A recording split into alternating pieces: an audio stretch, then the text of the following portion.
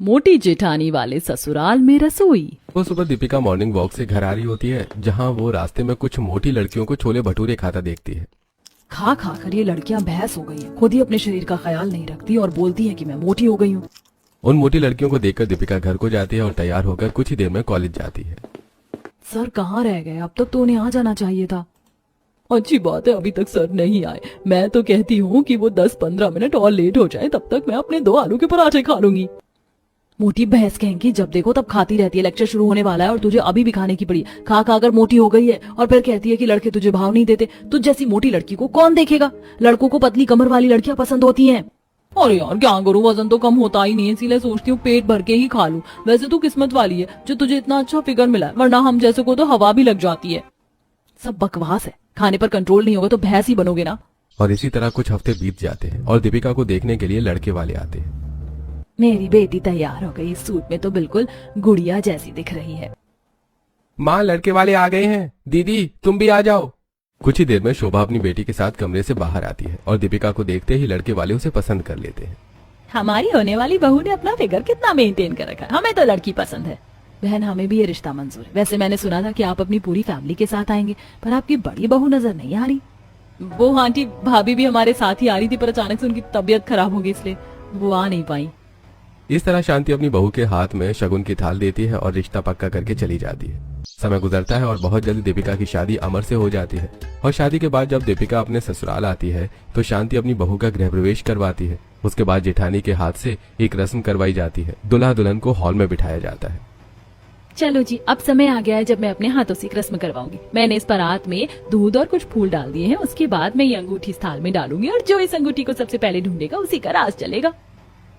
अमर, शायद ये रस्म तो जेठानी करवाती है। क्या आंटी कौन है? अरे भाभी, तुम्हें आंटी कहाँ से नजर आ रही है? यही तुम्हारी जेठानी है। ये मोटी मेरी जेठानी है। 35 की उम्र में 45 की नजर आ रही है। इसे देखकर ऐसा लग रहा है जैसे कोई भैंस मेरे सामने बैठी हो। अब दीपिका अपनी रस्म पूरी करती है और कुछ देर बाद सब अपने कमरे में जाकर आराम करती है। और अगले दिन दीपिका की पहली रसोई होती है और जब पूरा परिवार एक साथ लिविंग हॉल में बैठा होता है तो दीपिका कहती है, आज मेरी पहली रसोई है। आप सब मुझे बता देते आपको क्या पसंद है तो मैं सबके लिए वही बना देती। भाभी, मेरे लिए थोड़ा चाइनीज और चावल बना देना। बिना चावल के मेरा पेट नहीं भरता। देवरानी जी, जो भी सबके लिए बना रही हो वो मेरे लिए भी बना देना और अलग से मेरे लिए 7 रोटी और 2 प्लेट चावल भी बनाना। मुझे अपने खाने में रोटी और चावल दोनों चाहिए होता है। सभी अपनी पसंद बता देते हैं, पर जब दीपिका शीला का खाना सुनती है तो वो मुंह बनाकर रसोई में जाती है और सब्जी काटती है। अब समझ में आ रहा है ये इतनी मोटी भैंस जैसी क्यों है। अकेले पूरे परिवार का खाना जो खाती है, पूरा परिवार एक तरफ और मेरी जेठानी एक तरफ। अकेली दीपिका जब रसोई में खाना बना रही होती है तो शीला का बेटा राजू वहाँ आता है। चाची, आप अकेले इतने सारे लोगों का खाना बनाओगी? मैं आपकी मदद करवा देता हूँ। आप बोलो मैं क्या करूँ? तुम इतने छोटे से होकर मेरी क्या मदद करवाओगे? एक काम करो, तुम कुर्सी लगाकर बैठ जाओ। दीपिका के कहने पर राजू बाहर से एक कुर्सी लेकर रसोई में आता है और बैठकर अपनी चाची के साथ बातें करने लगता है, जिस वजह से दीपिका कब खाना बना लेती है उसे पता भी नहीं चलता। चाची, रोटी चावल मैं लेकर चलता हूँ टेबल पर रखने के लिए। जब माँ काम करती थी तो इसी तरह माँ की मैं भी मदद करता था। राजू छोटे छोटे कामों में दीपिका की मदद करवाता है। कुछ देर में राजू चावल, रोटी और पानी लेकर टेबल पर रख देता है और जब पूरा परिवार खाने के लिए बैठता है तो हर कोई खाने की तारीफ करता है, पर शीला बिना किसी से बात करे चुपचाप दोनों हाथों से खाना खा रही होती है। अरे भाभी, थोड़ा आराम से खाना खाओ, नहीं तो अटक जाएगा। क्या देवर जी, आप जानते हो ना मैं सुबह 8 बजे ही खाना खा लेती हूँ। आज 8:30 हो गए। पता है कितनी भूख लगी थी मुझे। छोड़ो भैया, 10 मिनट भी अगर भाभी को लेट हो जाता है खाने में तो ये बेसब्र हो जाती है। वैसे छोटी भाभी, आपने खाना बहुत अच्छा बनाया है। सच में बहू, खाना तो बहुत अच्छा है। लगता है तुम्हें खाना बनाना बहुत पसंद है। पापा जी, मुझे खाना बनाना ही नहीं खिलाना भी बहुत पसंद है। इस घर में बाकी सब ठीक है, बस मेरी जेठानी को छोड़कर ऐसा लग रहा है जैसे पागल खाने से भाग कर आई हो और कभी खाना नसीब ना हुआ हो। दीपिका किसी से कुछ नहीं बोलती और सभी को खाना खिलाकर राजू के साथ टीवी देखने लगती है।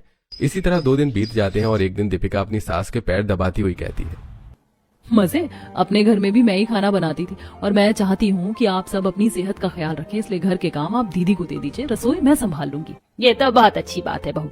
मैं तो यही चाह रही थी कि मेरी छोटी बहू रसोई संभाले। अगर उस डमरू मतलब शीला बहू के हाथों में रसोई दी ना तो वो हफ्ते भर में पूरा राशन खत्म कर देगी। इसी तरह कुछ दिन बीत जाते हैं और एक दिन शांति अपनी दोनों बहू और बेटी के साथ बाजार जाती है और बाजार पहुंचने से पहले शीला थककर किसी के घर के बाहर बैठ जाती है। माँ, इसीलिए मुझे भाभी के साथ जाना कहीं पसंद नहीं है। ये 10 कदम चलती नहीं कि कहीं पर भी बैठ जाती है। बहू, तुझे कितनी बार बोला अपने शरीर पर थोड़ा ध्यान दे, तेरे बढ़ते मोटापे की वजह से तो इतनी जल्दी थक जाती है। माँ जी आपको लगता है कि ये मोटापे की वजह से हो रहा है? अरे बाजार घर से दूर है, हमें रिक्शा कर लेना चाहिए था। मोटी तो मेरी माँ भी है, पर उन्हें जाकर देखो, वो आपसे भी ज्यादा फिट है। मोटी तो मैं राजू के होने के बाद हुई हूँ। लगता है जेठानी जी ने खुद को कभी शीशे में देखा नहीं है, पता नहीं कौन सी गलतफहमी में जी रही है। जेठानी जी, बाजार दूर हो या पास, इतना तो इंसान को चलना ही चाहिए। 5 मिनट आपने आराम कर लिया, अब चलते हैं। 5 मिनट रुकने के बाद फिर से वो लोग बाजार जाते हैं और शॉपिंग करते हुए शीला की सांस फूलने लगती है।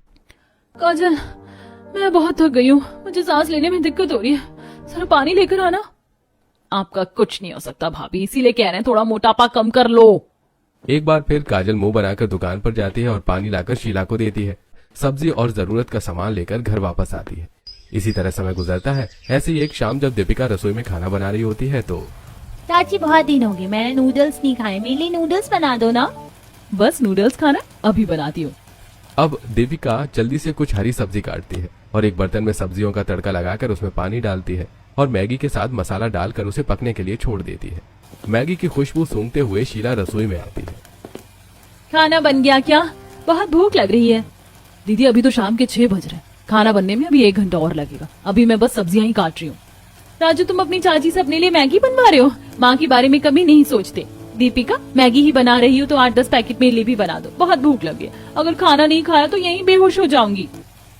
माँ अभी कुछ दिन पहले ही आप डॉक्टर के पास गई थी। चुप कर, मैं तेरी माँ हूँ या तू मेरी माँ है? दीपिका, मेरे लिए भी जल्दी से 8-10 मैगी बना देना, भूख बर्दाश्त नहीं हो रही। कैसी माँ है? मैंने और माँ को भी देखा जो खुद भूखी रहकर अपने बच्चों को खिलाती, पर इसे देखो, अपने बच्चे की बनती मैगी देख खुद के लिए भी मैगी बनवा रही है। शीला भूख से पागल हो रही होती है, इसीलिए वो दीपिका को 8-10 मैगी बनाने के लिए बोलकर वहां से चली जाती है।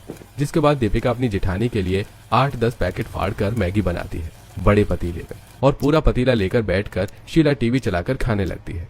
इसी तरह समय गुजरता है और अब शीला को जब भी भूख लगती वो दीपिका को कुछ न कुछ बनाने को कह देती, सोफे पर बैठे हुए। दीपिका, दोपहर के 3 बज रहे हैं, अगर कुछ खाने को है तो दे दो, वरना मेरे लिए 10-15 रोटी बना दो, मैं अचार के साथ ही खा लूंगी। दीदी अभी 1 बजे ही तो आपने इतना सारा खाना खाया था, थोड़ा खाने पर कंट्रोल करो। बहू रहने दे, ये खाने पर कंट्रोल नहीं करने वाली। एक बार फिर दीपिका मुंह बनाकर शीला के लिए खाना बनाने के लिए रसोई में जाती है और थोड़ा सा आटा लगाकर रोटियां बनाने लगती है। इसी तरह एक दिन शीला सीढ़ी से नीचे उतर रही होती है और नीचे आते ही वो चक्कर खाकर बेहोश हो जाती है। तभी राजू आता है और माँ को बेहोश देखकर रोते हुए सबको आवाज देता है। लगता है बहू फिर बीमार पड़ गई। काजल, जल्दी से डॉक्टर को बुला।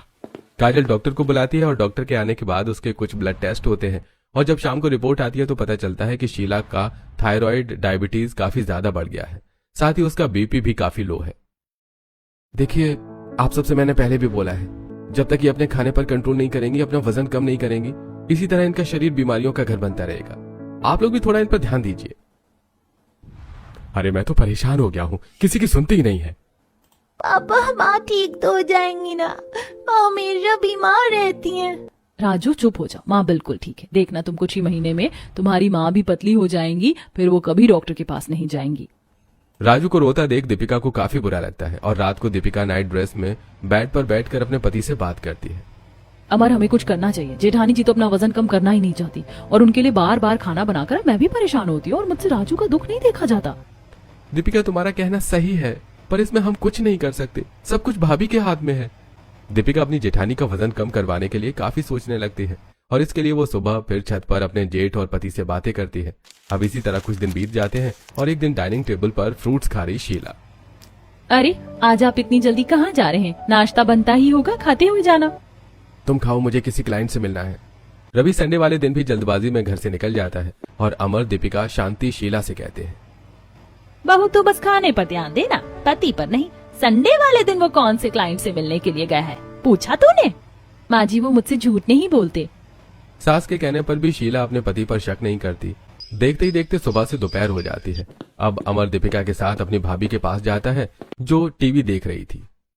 भाभी, आपको पता है आज पहली बार दीपिका ने मुझसे बाहर का कुछ खिलाने को बोला है।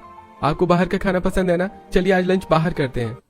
हाँ हाँ, क्यों नहीं। लंच का नाम सुनते ही मुझे तो भूख भी लग गई। मैं राजू और बाकी सबको बोलती हूँ।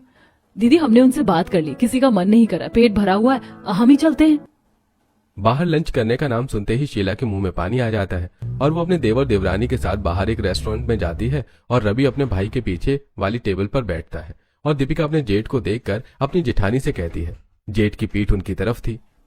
दीदी आप तो बोल रही थी कि जेठ जी किसी क्लाइंट से मिलने के लिए गए, पर यहाँ तो वो किसी लड़की के साथ हाथों में हाथ डाले बैठे हैं। तुम कितनी पतली और फिट हो, मेरा मन है तुम्हारे लिए एक प्यारी सी ड्रेस लेने का। सच में अगर तुम्हारा मुझे कुछ देने का इतना ही मन है तो क्यों नहीं। वो उनकी क्लाइंट ही होगी, उन्होंने मुझे बताया अक्सर अपने क्लाइंट को खुश करने के लिए वो उन्हें लंच या डिनर पर कुछ गिफ्ट देते हैं। भाभी आप बहुत बोलिए। अमर तुम बताओ, क्या तुमने किसी क्लाइंट को खुश करने के लिए इतना सब कुछ किया है? दीदी आप मानो या ना मानो, लड़कों को पतली कमर वाली लड़कियां ही पसंद आती हैं। अमर तुम चुप क्यों हो, बताओ दीदी को लड़कों की पसंद। अरे दीपिका, ये बात आपको पता है कि लड़कों को पतली कमर वाली लड़की पसंद है? तुम्हें भी तो मैंने तुम्हारी पतली कमर देखकर ही पसंद किया था। तो फिर ठीक है, हम कल 11 बजे मिलेंगे और शॉपिंग करने के लिए चलेंगे। भाभी भैया तो शॉपिंग करवाने की बात कर रहे हैं। एक तरफ अमर और दीपिका रवि की हकीकत अपनी जेठानी को बता रहे होते हैं, तो वहीं शीला अब भी आंख बंद करके अपने पति पर विश्वास करती है। कुछ देर में वो लोग घर जाते हैं और अगले दिन भी रवि घर से जल्दी निकल जाता है। दीदी मुझे कुछ गड़बड़ लग रही है, देखो ना जेठ जी लंच लेकर नहीं गए। आपको याद है कल वो उस लड़की को शॉपिंग करवाने की बात कर रहे थे, हमें उनका पीछा करना चाहिए। इतना बोलकर दीपिका अपनी जेठानी का हाथ पकड़ती है और अपने जेठ के ऑफिस जाती है, जहां वो देखते हैं कि रवि उसी लड़की के साथ एक गाड़ी में बैठकर मॉल जा रहा है। अब दीपिका शीला के साथ रवि का पीछा करती है और वो दोनों भी मॉल जाती हैं और आंखों पर चश्मा लगाकर कपड़े से मुंह ढकते हुए रवि और लड़की पर नजर रखते हैं। ये वन पीस मॉडर्न ड्रेस तुम पर बहुत अच्छी लगेगी। तुम्हारी पसंद सच में कितनी अच्छी है। देख रही हो दीदी, आज तक जेठ जी ने कभी आपको कोई ड्रेस नहीं दी, पर इस लड़की को मॉडर्न ड्रेस दे रहे हैं। अपने आंखों से इतना सब कुछ देखने के बाद भी शीला को विश्वास नहीं होता कि उसका पति उसे धोखा दे रहा है। अब वो लोग घर जाते हैं और शीला रवि के घर आने का इंतजार करती है। रवि रात के 11 बजे घर आता है और सोने के लिए जब कपड़े बदलता है तो शीला अपने पति के शर्ट पर लिपस्टिक के निशान देखती है। लिपस्टिक के निशान? ये निशान कहाँ से लगा? मुझे क्या पता, तुम्हारी लिपस्टिक का निशान होगा। इतना बोलकर रवि सो जाता है। अब शीला उसे शर्ट को अपने अलमारी में रख लेती है और सारी रात सो नहीं पाती। अगले दिन सही से खाना नहीं खाती और बार बार जो उसने देखा होता है उसी के बारे में सोच रही होती है। देखते ही देखते रात के 12 बज जाते हैं और शीला रवि का इंतजार कर रही होती है। क्या हो गया है आपको आजकल? आप बहुत लेट घर आते हैं। मुझे आपसे कुछ बात करनी है। कितना समय हो गया हमने एक दूसरे के साथ समय नहीं गुजारा। कल करते हैं, आज मैं बहुत थक गया हूँ। मुझसे दो प्यारे बोल बोले नहीं जा रहे हैं इनसे, और उस लड़की को शॉपिंग करवा रही थी, लंच करवा रही थी। मैं मोटी हूँ इसीलिए इनका मन भर गया है। कहीं ऐसा तो नहीं किया मुझे छोड़ना चाहते? नहीं नहीं नहीं, मेरा एक बेटा है। अगर मेरे मोटापे की वजह से इन्होंने मुझे छोड़ दिया तो मैं कहीं की नहीं रहूंगी। शीला सारी रात सो नहीं पाती और सुबह 5 बजे उठकर ऊपर जाती है जहाँ दीपिका एक्सरसाइज कर रही होती है। अरे दीदी, आज आप इतनी जल्दी कैसे उठ गई और छत पर?